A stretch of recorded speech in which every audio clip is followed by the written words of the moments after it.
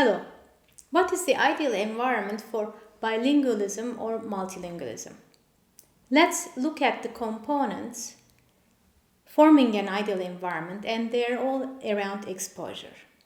Exposure is the contact with a language, input and use of a language, interaction in a language. The three components of the ideal environment are balance, quality, and quantity. That is the duration of exposure. The first one is the balance. Let's design and maintain a bilingual environment so that we have bilingual children. Ideally, we strive for balance, to give all the languages the opportunity to grow and achieve balanced bilingualism. And it will anyway not be balanced considering the practicalities of life. As I mentioned in my video of what is bilingualism, depending on your goals, your children do not need to be perfectly balanced bilinguals. They can also have a dominant language. And yet again, aiming for balance of exposure will give the minority language the chance to reach a good level. The second component of an ideal environment is quality. Here is the richness of the language, good grammar, different words, different expressions, full sentences are important. Maybe just tell your baby what you're doing in a language in full sentences. Quality of exposure also includes the attitude, the tone, the positivity, and the attention and interest directed to your baby or your child. The children learn a language mainly from the directed speech to them and with interaction. The typical question from multilingual families is, what if my child is hearing me speak other languages? The answer is, it is okay as long as you keep your target language when you are speaking to or with them. Then they would pick up that language from you. Also, is your tone of the language a positive, a pleasant tone? Do you like to hear yourself speaking like that? Some families even don't want to discipline the child in the minority language not to create much negativity against the minority language. So imagine if you're only speaking negatively in a language or hearing negative words, negative expressions with a very bad tone. It wouldn't maybe trigger much love or attraction to this language. So please keep your sweet tone when you're speaking with the child. Attention and interest go together in both ways. When we're talking to the baby or the child, we look at them and not to our phone, to the food or to the curtains.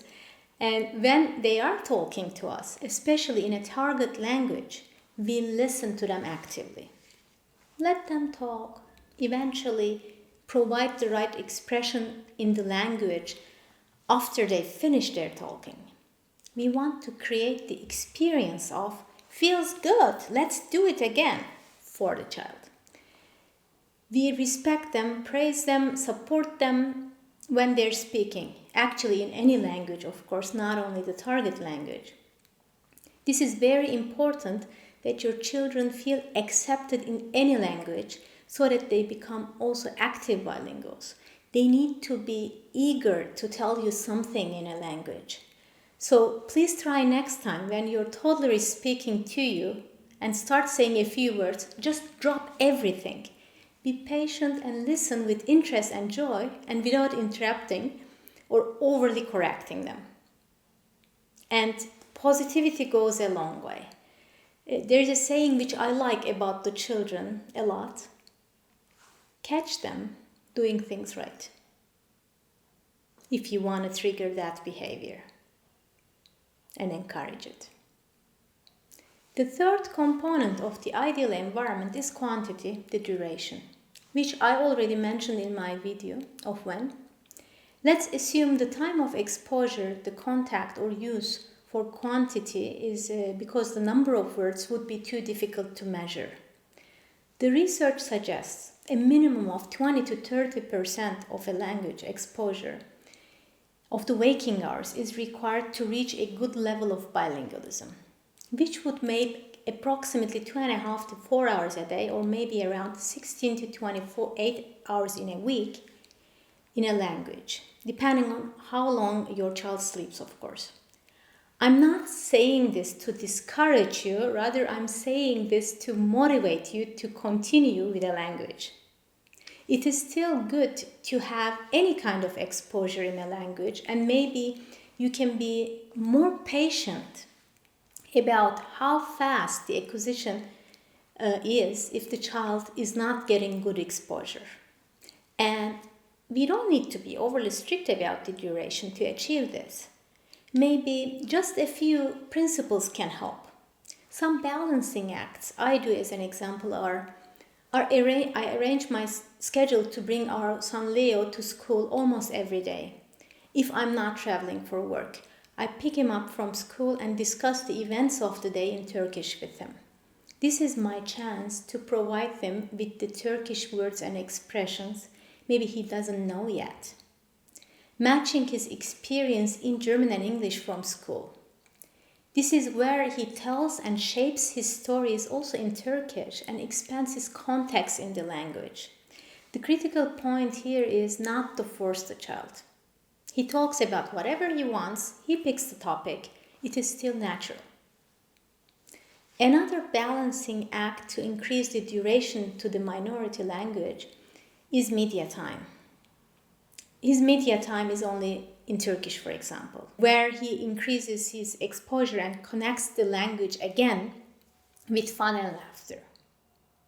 I have covered in this video the balance, quality, and quantity, that is the duration of exposure, for an ideal environment to raise happy bilinguals.